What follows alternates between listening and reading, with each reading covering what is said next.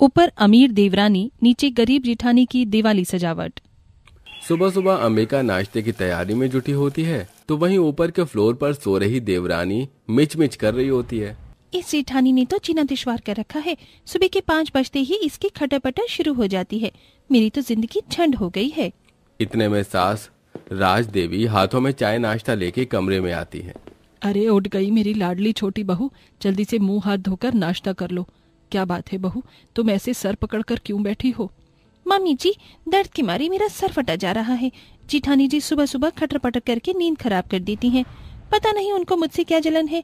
जब से मैं शादी करके आई हूँ, मजाल है जो वो एक दिन भी मुझे ढंग से सो लेने दे। देवरानी नमक मिर्च लगाकर अपनी सास से जेठानी की झूठी शिकायतें लगाती है, जिससे गुस्सा कर सास सीधा नीचे जेठानी के पास जाती है। दोनों बच्चे अंश पलक प्लेट लेकर बैठे होते हैं। मामा मामा, मुझको जल्दी से पराठा बना कर दो ना, भूख लगी है। ओ अंश, तू चुप बैठ। मम्मी पहले मुझको पराठा देना। अंश पलक ऐसे झगड़ते नहीं, थोड़ी देर इंतजार करो, मैं तुम दोनों को पराठे दे रही हूँ। पहले तुम्हारे पापा और चाचू का लंच पैक करने दो, फिर उन्हें नाश्ता भी देना है। तभी राज देवी कड़वे मिजाज से बोलती है। नहीं नहीं, बाद में क्यों, पहले अपने इन भूखे नंगे बच्चों को खिला दे ठूस कर। जैसी माँ वैसे ही पेटू बच्चे पैदा किए हैं। माँ जी क्या बात है, आज आप इतनी कड़वी बातें क्यों बोल रही हैं? मुझसे कोई गलती हुई है क्या? गलती तो हमसे हुई है, जो तुझ जैसी गरीब को अपने घर की बहू बना बैठे। जिसकी हैसियत इस घर में नौकरानी बनने की नहीं थी, महारानी बनकर राज कर रही है। अपनी पत्नी को इस कदर बेइज्जत होता देखकर देव खुद को बोलने से रोक नहीं पाता। बस कीजिए माँ, बस कीजिए। इस बेचारी के सब्र का इतना भी इम्तिहान मत लीजिए। यूं तो बोलने के लिए मेरे पास भी बहुत कुछ है। देवरानी के होते हुए सारा दिन मेरी पत्नी अकेले सारा काम धाम करती है, एक उफ तक नहीं करती। घर का बड़ा बेटा, बड़ी बहू होने के नाते ऊपर रहने का अधिकार हम दोनों का था, लेकिन उसे भी हम अपने छोटे और उसकी पत्नी को दे दिया, क्योंकि वो दहेज लेकर आई थी। इसलिए आप उसे पलकों पर बिठा कर रखती हैं और मेरी पत्नी को पैर की जूती समझती हैं। माँ, छोटा मुंह बड़ी बात, लेकिन आप ऐसा करके दोनों देवरानी जेठानी के बीच में भेदभाव नहीं कर रही तो क्या कर रही हैं? रंजिश का माहौल देखकर चंट चालू देवरानी मौके का फायदा उठाते हुए आग में घी डालने का काम करती है। देख लीजिए, इसे कहते हैं असली जोरू का कलाम सासू माँ। ये करीब जेठानी एक नंबर की तेज तर्रार है। जरूर जेठ जी के कान भरे होंगे महारानी ने। मगर इसकी चालाकी मेरे आगे नहीं चलेगी। कान खोलकर सुन ले मेरी गरीब बहू, आज के बाद हम तेरे कोई नहीं और तुम हमारे कोई नहीं। अब तुम लोग अपने बलबूते पर जियो, इस नीचे के हिस्से में रहो। और तुम सुनो जी, हम दोनों अपनी बहू के साथ ऊपर के फ्लोर पर रहेंगे। अब सास का ये फैसला सुनकर अमीर घमंडी देवरानी के मन में लड्डू फूटने लगते हैं। इस बार मेरा दाव निशाने पर ही लग गया। अब मुझे हमेशा हमेशा के लिए इस गरीब जेठानी और इसके कच्चे बच्चों से छुटकारा मिल जाएगा। ऊपर के फ्लोर पर इनका आना जाना बंद, तो अब मेरी पहली दिवाली भी बेहतरीन खुशियों भरी गुजरेगी। ऐसा घर सजाऊंगी कि मेरी गरीब जेठानी देखकर पटाखों की तरह जलकर खाक हो जाएगी। इसी तरह से गुजरते दिनों के साथ दिवाली आ जाती है। देवरानी फेस पैक लगाकर बैठी थी, तभी सास उसके पास आती है। वैदेही बहू, दिवाली का त्योहार आने वाला है। मैं सोच रही हूँ हम दोनों सास बहू आज से ही दिवाली की साफ सफाई शुरू कर दें, फिर सजावट भी तो करनी होगी। इस पर देवरानी घमंड में बोलती है। क्या कहा आपने मम्मी जी? मैं और दिवाली की सफाई करूं? सवाल ही पैदा नहीं होता। मेरे मम्मी डैडी के घर दिवाली की सफाई करने के लिए काम वाली बाई आती थी, तो आप दिवाली की सफाई के लिए काम वाली बाई लगवा लीजिए। बाकी दिवाली की डेकोरेशन मैं खुद कर लूंगी। देवरानी का घमंड भरा रवैया थोड़ी देर के लिए सास के मन में खटकता है, लेकिन वो काम वाली बाई लगवा लेती है। इधर जेठानी अकेले ही दिवाली की सफाई में नीचे जुटी होती है।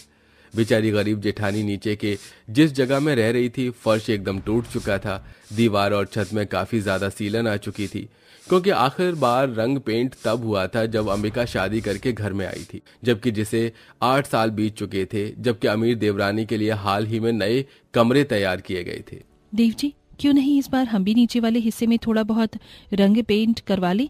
देखिए ना, घर की दीवार का बिल्कुल रंग उतर चुका है, कितनी फीकी लग रही है। बाकी सजावट तो मैं अपने हाथों से कर लूंगी। मैं पेंट करवा तो देता अंबिका, लेकिन इस बार दिवाली में फैक्ट्री में काम बहुत मंदा चल रहा है, इसीलिए तनख्वाह भी लेट मिलेगी तो मुश्किल है। कोई बात नहीं जी, मैं कर लूंगी, इसी में आप चिंता मत कीजिए। नीचे के हिस्से की बदरंग हालत को देखकर अंबिका, जो कि गरीब लेकिन हर तरह से कुशल और हुनरबाज थी, वो गोबर लाकर पूरे आंगन को अच्छी तरह से लीपती है। तो वहीं घमंडी अमीर देवरानी ऊपर के मंजिल में महंगा रॉयल पेंट, वाल पुट्टी वगैरह करवा रही थी और सजावट के लिए महंगी महंगी लाइट्स लेकर आई थी, उसे चारों तरफ लगा देती है। अब लग रहा है ना मेरा फ्लोर बिल्कुल दुल्हन की तरह सजा हुआ। कितनी आलीशान डेकोरेशन की है मैंने दिवाली की। ये तो घर की साज सजावट हुई है। अभी तो मैं खुद ऐसा पार्लर से सजूंगी कि मेरी गरीब जिठानी मुझे देखकर हाथ मलती रह जाएगी। एक बार कारीगरों का काम तो देख लूं, कमरों का रंग पेंट कैसे किया है। वैदेही कमरे में आती है, जहां कमरे में पीला कलर का पेंट होता देखकर वो पिन के अंदाज में बोलती है, What the hell is this going on? अरे ओ भैया, मैंने तो तुम्हें पर्पल कलर का पेंट करने को कहा था, फिर ये yellow yellow dirty fellow colour किससे पूछकर कर रहे हो? माताजी ने कहा था ये रंग करने को। बहन जी, आप उनसे बात कर लीजिए। क्या हुआ वैदेही बहू, ये लड्डू कलर का पेंट अच्छा तो लग रहा है। पता है पीला कलर लक्ष्मी गणेश की शुभदा का ही प्रतीक होता है। इस रंग का पेंट करवाने से घर में वैभव धन आता है, सो मैंने करवा दिया। मामी जी, आप अपनी जाहिलपंती ना मत कीजिए। मुझे अपने हिसाब से दिवाली की सजावट करने दीजिए, समझ गई? ये मैं सब नहीं मानती हूँ। और एक बात, मैं दिवाली की दावत में कोई पकवान नहीं बनाने वाली, क्योंकि मैंने ऑनलाइन बिरयानी ऑर्डर की है। मेरे फ्रेंड्स आने वाले हैं, सो आप किसी किस्म की चिक चिक मत कीजिएगा। इस बार सास को वैदेही का चाल चलन बर्दाश्त नहीं होता और वो झंड करते हुए बोलती है, बहू तो इस घर की लक्ष्मी है। दिवाली के दिन घर में घर की बहू अपने हाथों से लक्ष्मी पूजन करती है और पकवान बनाकर भोग लगाती है। अगर यही नहीं होगा तो ये दिवाली की साज सजावट सब व्यर्थ है। तू अपने मन की ही कर, मैं नहीं रोकूंगी। मेरी गलती है जो मैंने अपने घर की लक्ष्मी को, अपनी बड़ी बहू को तेरे लिए त्याग दिया और तुझसे उम्मीद लगाई। हाँ तो चली क्यों नहीं जाती अपनी उस लक्ष्मी बहू के घर? जाओ, जाकर नीचे सड़ो, आप भी उनके साथ। जा रही हूँ बहू, चलो जी। चलो भाग्यवान, चलते हैं। आंखों में आंसू लेकर सास ससुर राजदेवी और हरी मुरारी देवरानी के ऊपर वाले फ्लोर से नीचे जेठानी के घर आते हैं। छोटी दिवाली का दिन होता है। अंबिका के घर में महंगी लाइट भले नहीं लगी थी, लेकिन मिट्टी के दिए उसके घर को खूबसूरत बना रही थी। चौखट पर लगा आम पत्तों का तोरण और गेंदे के फूलों की लड़ियों से घर किसी शादी समारोह वाले घर जितना सुंदर लग रहा था, मानो उस घर में मां लक्ष्मी का वास हो। और वो आंखें बिछाई अपनी सास ससुर के आने का इंतजार ही कर रही थी। उसके मन में दुख था। देव जी, ये दिवाली की साज सजावट, ये पकवान है, मिठाइयाँ, सब कुछ माजी और बाबूजी के बिना अधूरा सा लग रहा है। काश वो थोड़ी देर के लिए ही नीचे आ जाते। तभी रोते हुए लहजे से सास बोलती है, आ तो गए हम तेरे घर में बहू, अब हम साथ मिलकर दिवाली मनाएंगे यही नीचे।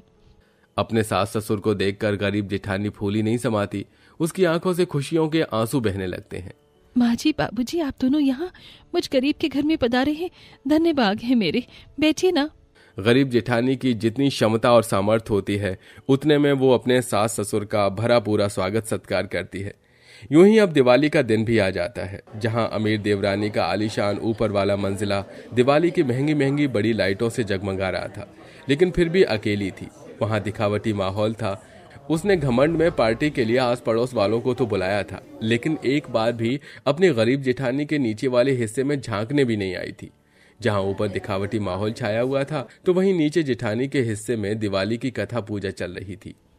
ये लीजिए पंडित जी, मेरी तरफ से आपकी दान दक्षिणा। ये थोड़े पकवान, आटा, आलू और ये 21 रुपए हैं मेरे पास, केवल यही हैं, स्वीकार कीजिए।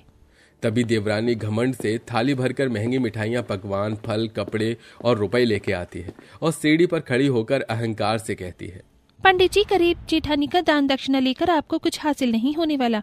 ये देखिए, मेरे पास आपको देने के लिए बहुत कुछ है। यकीन नहीं होता तो आप एक बार थाल भरकर चीजें देख लीजिए, और ये सारे रुपए भी मेरी तरफ से दिवाली की दक्षिणा आपके लिए। अब चलकर मेरे घर पे भी कथा सुना दीजिए।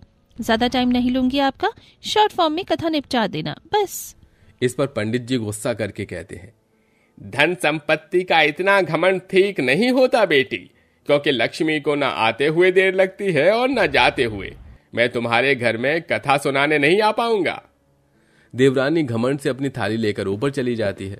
तभी उसे कॉल आता है कि उसके पति के फैक्ट्री में दिवाली के पटाखे से आग लग जाने से सब कुछ जलकर खाक हो जाता है। एक ही पल में वो धनवान से कंगाल हो जाते हैं, जबकि जेठानी के पूजा पाठ के बदले उसके पति की तरक्की होती है। इतना सब हो जाने के बाद भी जेठानी देवरानी को हिम्मत देती है। देवरानी जी, मत रोइए, पैसा ही तो गया है, वो तो फिर कमा लेंगे।